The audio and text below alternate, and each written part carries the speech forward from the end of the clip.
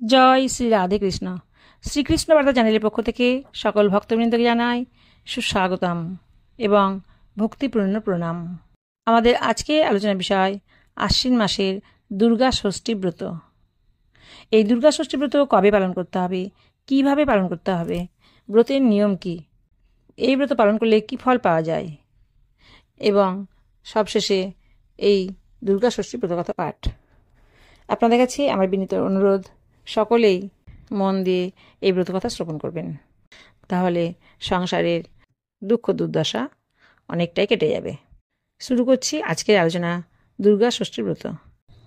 দুর্গা ষষ্ঠী ব্রত পালন করতে হবে আশ্বিন মাসের শ্রী শ্রী দুর্গা ষষ্ঠীর দিন, বাংলা 11 আশ্বিন, ইংরেজি 28 সেপ্টেম্বর, রবিবার। এই ব্রত করলে কী ফল পাওয়া যাবে? রমণী মাত্রেই আশ্বিন মাসের শুক্লপক্ষের ষষ্ঠীর দিন এই ব্রত পালন করবেন। এই ব্রত পালন করলে পুত্রকন্যার কল্যাণ সাধিত হয়ে থাকে।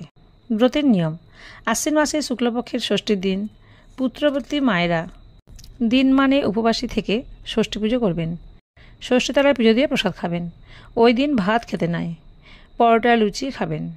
রাত্রে ফলমূলাদি খেয়ে থাকতে হবে। খাবার আগে ব্রতকথা শুনবেন। পুজোর দ্রব্য: ফল, ফুল, দূর্বা, ধূপ, দীপ, আতপ চালের নৈবেদ্য, মিষ্টান্ন। ব্রতকথা: সেদিন ছিল আশ্বিন মাসের শুক্লা ষষ্ঠী। কৈলাসে মা দুর্গা অভিমান ভরে ঘরে শুয়ে আছেন। মহাদেব এসে কত ডাকাডাকি করলেন, কিন্তু দুর্গার সাড়া পান না। বহুক্ষণ ডাকাডাকির পর মহাদেব পাহাড়ের ঘরে ঢুকে দেবীকে শুয়ে থাকতে দেখে বললেন, দেবী, আজ ষষ্ঠীর দিনে তুমি চুপ করে শুয়ে আছো? আমি ডাকলাম, তোমার কোনো সাড়া নেই কেন? কি হয়েছে তোমার? তোমায় বলে আর কি হবে? দুর্গা বলতে লাগলেন, তুমি তো জানো তোমার বরে জগতের সবাই ছেলে পায় আর আজকের দিনে কত আনন্দ করে, কিন্তু আমার তো আর ছেলেপুলে নেই যে আজ আনন্দ করব। দেবী, জগতের সবাই তোমায় মা বলে ডাকে, তবুও তোমার স্বাদ মেটে না? মহাদেব বললেন। দুর্গা বলেন, না, তুমি এখনই আমায় কার্তিককে এনে দাও। মহাদেব গেলেন চন্দ্রালোকে কার্তিককে আনতে। কার্তিক দুর্গার গর্ভে না জন্মালেও শিবের ছেলে সে। জয়া বিজয়া দুর্গাকে তেল হলুদ মাখাতে লাগলো। গা থেকে যত ময়লা পড়ল তাই দিয়ে দুর্গা একটি পুতুল গড়লেন। এমন সময় নারায়ণ সেখান দিয়ে যেতে যেতে ওই পুতুল দেখে তার মধ্যে প্রবেশ করলেন। পুতুল সজীব হলো এবং মা মা বলে দুর্গা স্তন পান করতে লাগলো। নারায়ণের দুর্গা স্তনপানের আশা মিটল। দুর্গা আনন্দে অধীর হয়ে পুতুলকে স্তনপান করাচ্ছেন। এমন সময় মহাদেব কার্তিককে এনে দুর্গার কোলে দিলেন। দুর্গা তখন দুটি ছেলে কোলে নিয়ে আদর করতে লাগলেন। মহাদেব দুর্গার কাছ থেকে পুতুলের ব্যাপার সব শুনলেন। তিনি তখন আনন্দিত হয়ে দেবতাদের নেমন্তন্ন করলেন। সমস্ত দেবতারা এলেন কৈলাসে, কিন্তু শনি এলো না দেখে মহাদেবের বড় রাগ হলো। শনি তখন না এসে কিন্তু পারল না, তবে সে চোখে হাত চাপা দিয়ে রইল। তার কারণ, শনি সম্পর্কে ভাই এবং এক সময় দুর্গা তাকে বর দিয়েছিলেন যে যার দিকে সে দৃষ্টি দেবে অমনি তার মুন্ডু খসে পড়বে।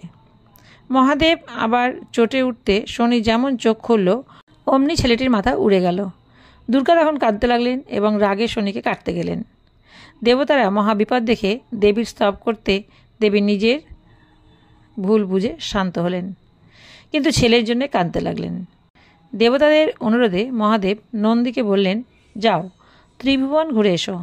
যেখানে দেখবে কেউ উত্তর দিকে শিয়র করে শুয়ে আছে তার মুন্ডু কেটে আনবে। নন্দী ক্রমে ক্রমে স্বর্গ মর্ত পাতাল ঘুরে ঘুরে এক জায়গায় দেখল একটা সাদা হাতি উত্তর দিকে মাথা করে শুয়ে আছে। তখন তার মাথা কেটে এনে মহাদেবের কাছে দিল। মহাদেব সেটি ছেলের কাঁধে জোড়া দিয়ে দিলেন।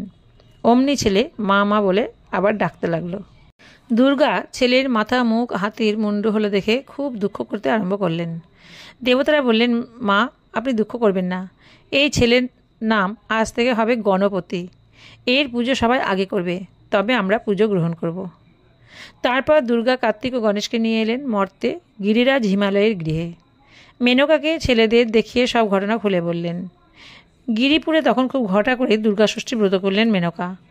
দুর্গা বললেন, মা, আশ্বিনের শুক্লা ষষ্ঠীতে যে নারী ভক্তি ভরে আমার কথা শুনবে ও ব্রত পালন করবে তার আমার মতো সুন্দর সুন্দর সন্তান লাভ হবে। ক্রমে এই দুর্গা ষষ্ঠীর কথা জগতে প্রচার হলো। সবাই তখন ভক্তি ভরে এই ব্রত করতে আরম্ভ করলো। ইতি দুর্গাষষ্ঠীর ব্রতকথা সমাপ্ত। ভক্তগণ, এতক্ষণ আপনারা শ্রী শ্রী দুর্গাষষ্ঠী ব্রতকথা সম্বন্ধে শুনলেন। এই ভিডিওটি যদি আপনাদের ভালো লাগে তাহলে প্লিজ একটা সাবস্ক্রাইব করে দেবেন। সবাই ভালো থাকবেন, সুস্থ থাকবেন। রাধে রাধে।